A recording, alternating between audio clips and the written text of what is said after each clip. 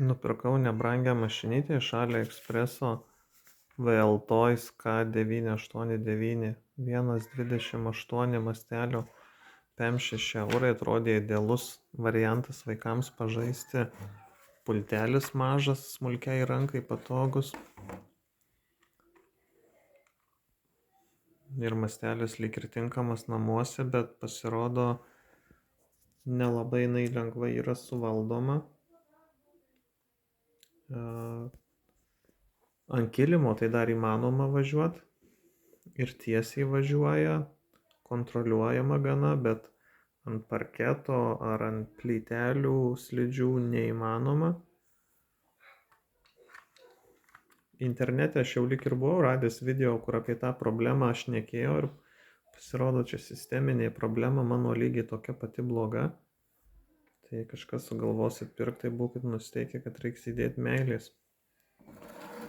Nes realiai diferencialai yra vos neužsiklijavę nuo išdžiūvusio ar tai kažkokio nekokybiško tepalo. Yra labai didelė trintis transmisijoje, variklis žiauriai kaista dėl to. Ir matyt, skirtingai ratai veda, pradeda slysti ir dėl to jinai yra labai nesuvaldoma.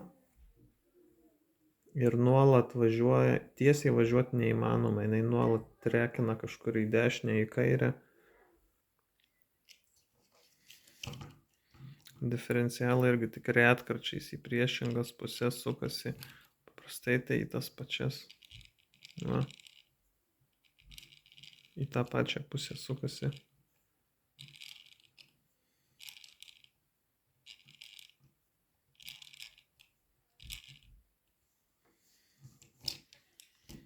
Žodžiu, neįmanoma vaikams su tokia važinėti, man pačiam turinčiam patirties reikia labai daug pastangų ją suvaldyti. Jeigu kyla klausimų, tai Pusė velnio instrukcija turi normalius surinkimo brėžinius. Galima pasižiūrėti varžtų eiliškumą ar kurie varžtai būtini atsukt, kad kažkokią prieiti išardyti detalę.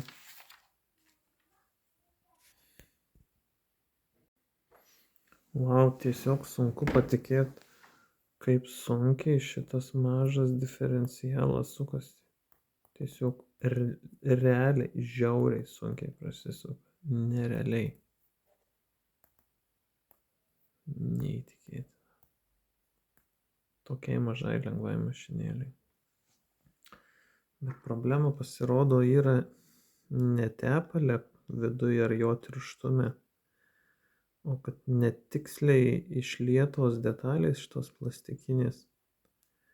Ir kai sutempti varžtai, viduje tuos dantratukus, kaip jūs, nežinau, lietuviškai vadina, saulės tuos dantračiukus taip smarkiai suspaudžia, kad ten belenkaip trinasi, užtenka kiekvieną varžtą biškį atlaisvinti.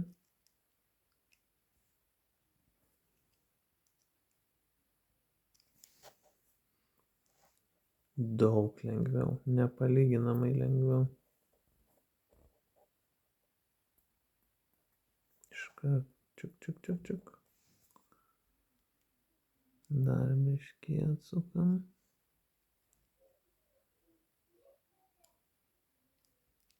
Aš jau buvau visiškai išardęs. O, labai lengvai. Labai lengvai, labai švelniai sukasi. Tvarkydamas kito garo diferencialą, visgi nusprendžiau neit paprasčiausiu keliu ir elementariai imti ir vien tik tai atlaisvinti varžtus, o pažiūrėti, ką galima būtų padaryti. Ir pastebėjau vieną vietą.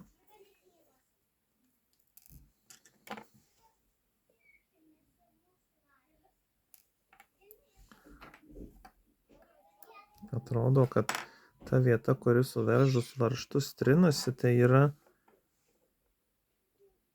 čia toks aplink varžtą eina plasmasinis žiedelis ir pilnai susukus jisai trinasi į šitą centrinę dalį, kuri laiko krumpliaračiukus.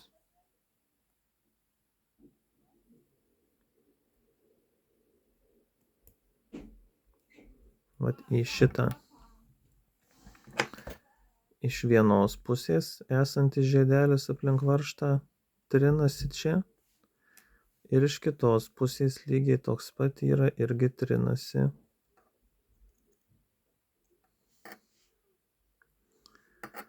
Ir jau pabandžiau atsargiai su skalpeliu nupjaut, nutrimint ir padėjau.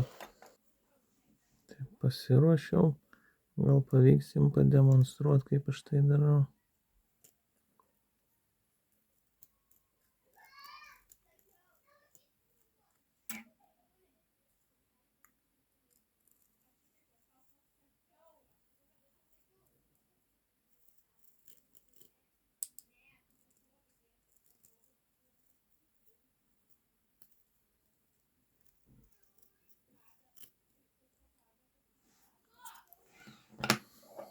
Kadangi krumpliaračiukai labai smulkus, svarbu išimti su visas drožles. Įsukus varžtą, varžtas bus kaip atskaita, kuri leis mums spręsti, ar gerai pripjovėm pagal varžto aukštį.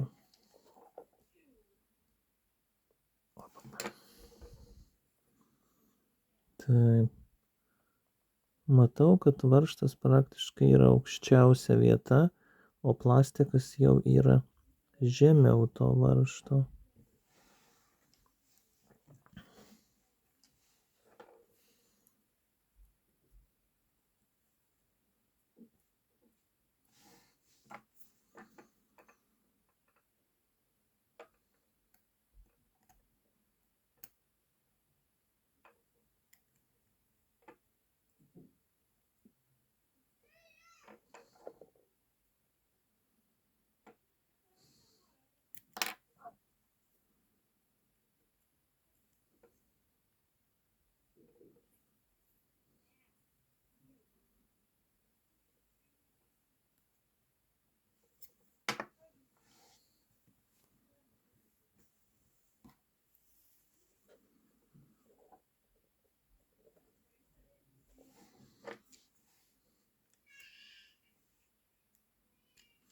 Na ir dabar varžtus užsuku iki pat galo.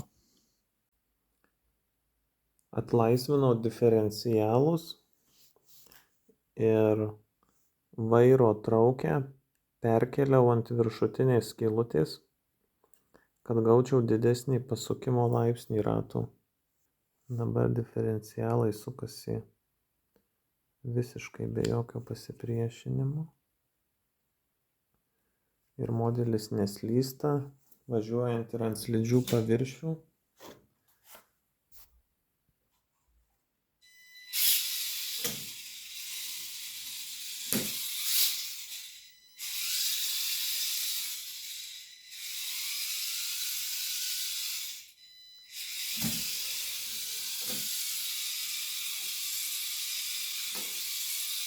Kreipkite dėmesį į sukimo radiusą.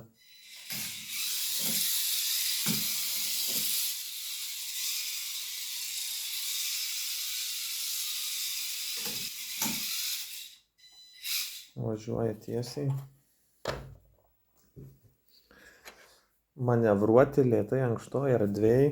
Pasukimo radiusas yra tobulas, tačiau važinėti greičiau, važinėti su video kamera yra per jautrus vairas, nes didesnėje erdvėje važinėjant dideliu greičiu net vos prilietus vairą gan stipriai pasuka.